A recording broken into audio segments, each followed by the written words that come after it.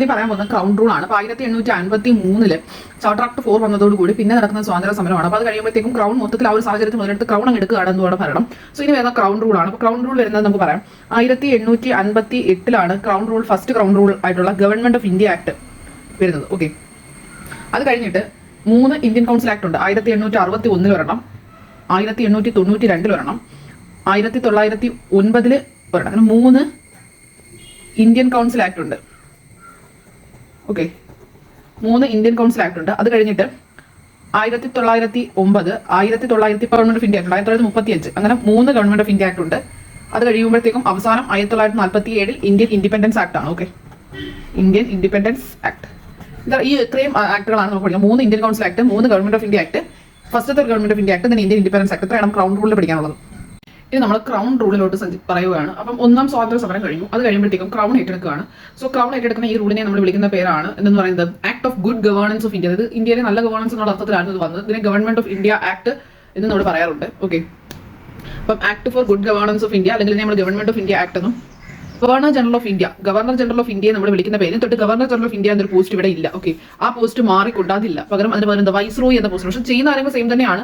Okay, viceroy എന്നൊരു പോസ്റ്റാണ്. ആദ്യത്തെ വൈസ്രോയി അല്ലെങ്കിൽ നമുക്ക് അവസാനത്തെ ഗവർണർ ജനറൽ ഒരു ആദ്യത്തെ വൈസ്രോയി എന്ന് പറയുന്നത് ലോർഡ് കാനിങ് ആണ്. ലോർഡ് കാനിങ് ആണ്. പുള്ളി ആദ്യത്തെ വൈസ്രോയും അവസാനത്തെ ഗവർണർ ജനറൽ ഓഫ് ഇന്ത്യയും ആണ്. Okay, governor general of India ആണ്. വൈസ്രോയി ആണ് ഇനി ഭരിക്കുന്നത്. നമ്മൾ നേരത്തെ പറഞ്ഞത് ഗവർണർ ജനറൽ ഓഫ് ഇന്ത്യ ഭരിച്ചിരുന്ന സെയിം പ്രോസസിംഗ് വൈസ്രോയി എന്ന പേരാണ് അറിയപ്പെടുന്നത്. ഡബിൾ ഗവൺമെന്റ് സിസ്റ്റം ഉണ്ടല്ലോ പിറ്റ്സ് ഇന്ത്യ ആക്ടിൽ കൊണ്ടുവന്നത്, അത് അവസാനിച്ചു. ഇനി ഒരു പദവി വരികയാണ്. അതിന്റെ പേരാണ് സെക്രട്ടറി ഓഫ് സ്റ്റേറ്റ്. ഫസ്റ്റ് വന്ന സെക്രട്ടറി ഓഫ് സ്റ്റേറ്റ് എന്ന് പറഞ്ഞാൽ ലോർഡ് സ്റ്റാൻലി എന്ന് പറയുന്നത്. ലോർഡ് സ്റ്റാൻലി ആണ്. അതായത് സെക്രട്ടറി ഓഫ് സ്റ്റേറ്റ് എന്ന് പറഞ്ഞ പുള്ളി ലണ്ടനിൽ ഇരിക്കുമായിരിക്കും. അവിടെ നിന്ന് ക്രൗൺ പറയുന്ന കാര്യങ്ങളെല്ലാം, ക്രൗൺ ഇന്ത്യക്ക് വേണ്ടി പറയുന്ന അല്ലെങ്കിൽ ചെയ്യാൻ പറയുന്ന കാര്യങ്ങളെല്ലാം സെക്രട്ടറി ഓഫ് സ്റ്റേറ്റ് വഴി വൈസ്രോയിലെത്തും. വൈസ്രോയി ആണ് നടപ്പിലാക്കുന്നത്. സോ ഈ സെക്രട്ടറി ഓഫ് സ്റ്റേറ്റ്, അതായത് ലണ്ടനിൽ, അതായത് നമ്മുടെ ഇംഗ്ലണ്ടിൽ, നമ്മുടെ ബ്രിട്ടീഷ് രാജ്യത്ത് അവിടെ എന്തുണ്ട്, അവിടെ ഈ സെക്രട്ടറി ഓഫ് സ്റ്റേറ്റ് എന്ന് പറഞ്ഞ പദവിയും പുള്ളിയുടെ താഴെ 15 അംഗ കൗൺസിലും ഉണ്ട്. അവർ ഇന്ത്യയുടെ കാര്യങ്ങൾക്ക് വേണ്ടി പ്രവർത്തിക്കുന്നവരാണ്. ഇവർ പറയുന്ന കാര്യങ്ങളെല്ലാം കേട്ടറിഞ്ഞ് ആരുടെ പറയും, വൈസ്രോയി നടപ്പിലാക്കും.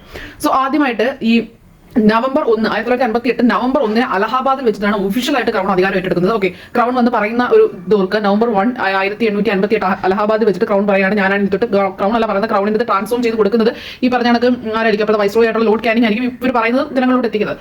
അപ്പോൾ പറയുകയാണ് എന്നിട്ട് ഈസ്റ്റ് ഇന്ത്യ കമ്പനി ഇല്ല, എന്നിട്ട് ഞങ്ങളാണ് ഭരിക്കുന്നത് എന്നൊക്കെ പറഞ്ഞു കൊടുക്കുകയാണ്.